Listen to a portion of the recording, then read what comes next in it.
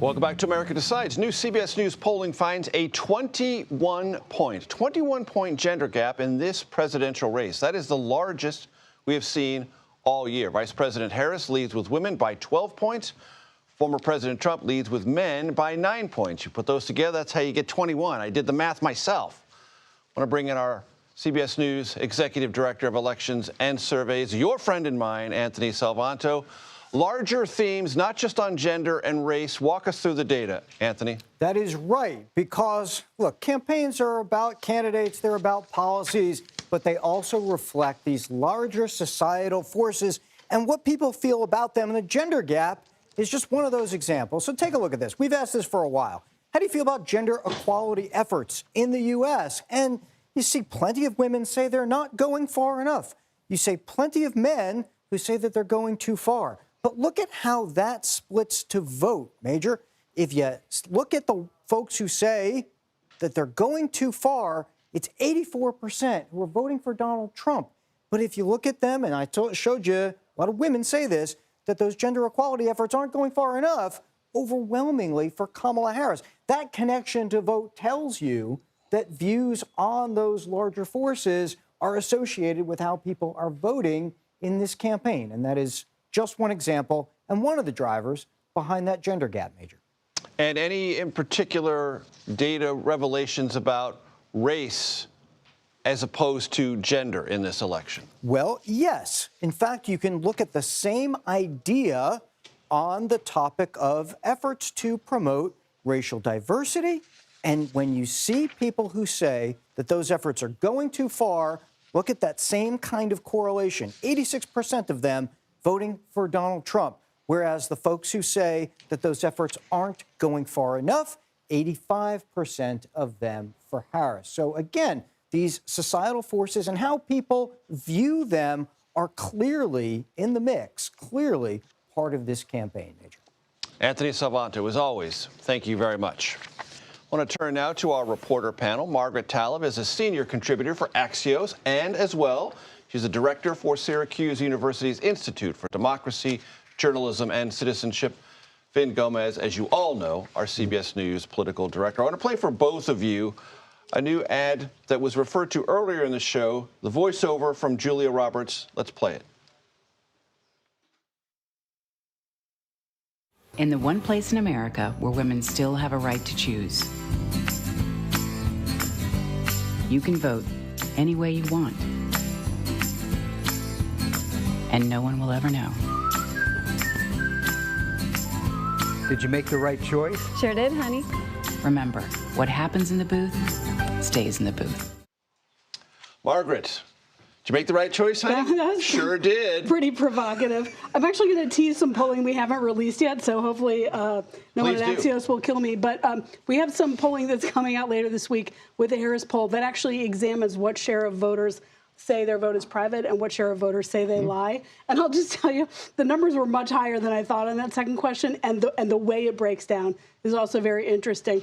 But you sort of wonder. And also important to note, Harris, not the Harris campaign poll, but a Harris poll, a separate polling institute. Yes. Good. Thank you for pointing that out. Not affiliated with Vice President Harris's campaign. This is a major polling outfit called the Harris poll. Yes. But, I think two things. One, is Julia Roberts going to be to women what Joe Rogan is to men? Mm-hmm. I don't know. Maybe if it was 20 years ago. We'll see if it has that kind of massive impact. But what you and Anthony were just talking about, if abortion and reproductive rights were to be the issue on which most Americans are most concerned and voting about, former President Trump will be in a lot of trouble right now.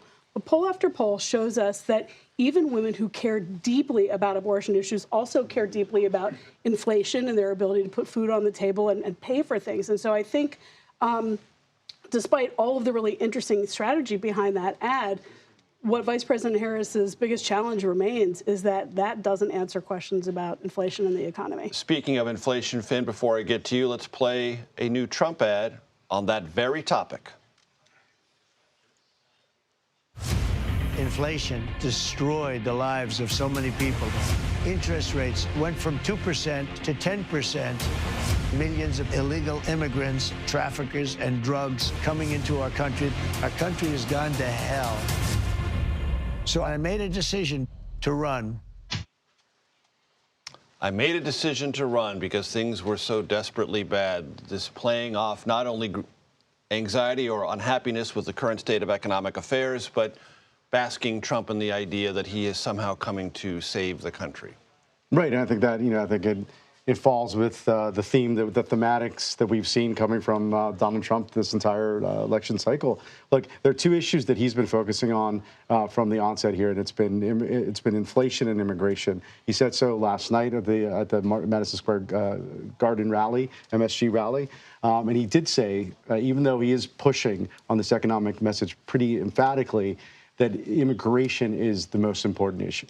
And it all ties back to that. I mean, the Trump campaign tells me they think that they can win if they're talking about immigration, even with women voters, suburban moms, some of these tactics, including, the rise in crime, his emphasis on focusing on, the gang activity and, Aurora and other places. It's all a method to appeal to that voter. And they feel that they can make inroads in the suburban homes. It's kind of a wait and see approach to see what happens, if that is effective. And I do think, by the way, that Julia Roberts' ad is very effective. But I think the most effective message I've heard in the last few days, I think, has been former First Lady Michelle Obama. Speaking of Michelle Obama, you just led me right to what I want to do. I want to play this soundbite because I think it's noteworthy from the former First Lady about the conversation, not just about former President Trump, but about VP Harris. Let's listen. I hope you'll forgive me if I'm a little frustrated that some of us are choosing to ignore Donald Trump's gross incompetence while asking Kamala to dazzle us at every turn. I hope that you'll forgive me if I'm a little angry that we are indifferent to his erratic behavior, his obvious mental decline, his history as a convicted felon.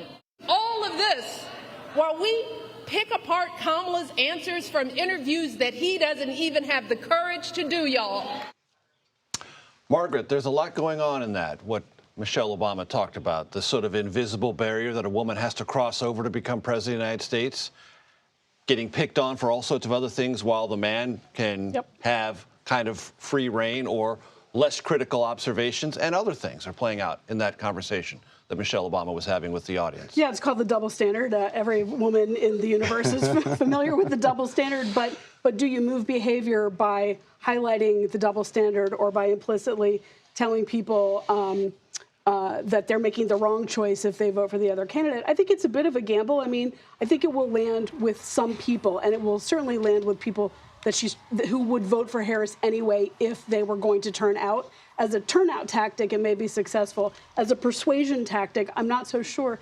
And I'll say in the closing week, the one thing that continues to surprise me is of all the compare Harris to Trump instead of Harris to herself, and all those arguments, the one argument that I really haven't heard the Harris campaign making is that if for people who are putting all of their bets on the idea that Trump will somehow reverse inflation or change the economy, that there's no guarantee that that will happen, that the economy may be bigger than any individual president. To me, that's been sort of a blind spot in the campaign. I don't know if that argument would work, but it's certainly an argument that you would expect to have heard by now. And instead, you hear about January 6th, you hear about abortion rights, you hear about cultural issues, but on this one issue that voters say is most animating them, which is, can the inflation get under control? Who can get it under control? You just don't hear the Harris campaign saying Donald Trump can't get it under control and we can. And I'm waiting to see whether you hear that argument in the last week of the campaign, but I haven't heard it very much. We will certainly hear more about January 6th tomorrow in a speech the That's Vice right. President delivers right here in Washington, D.C. Margaret Talev, Fin Gómez, thank you very much.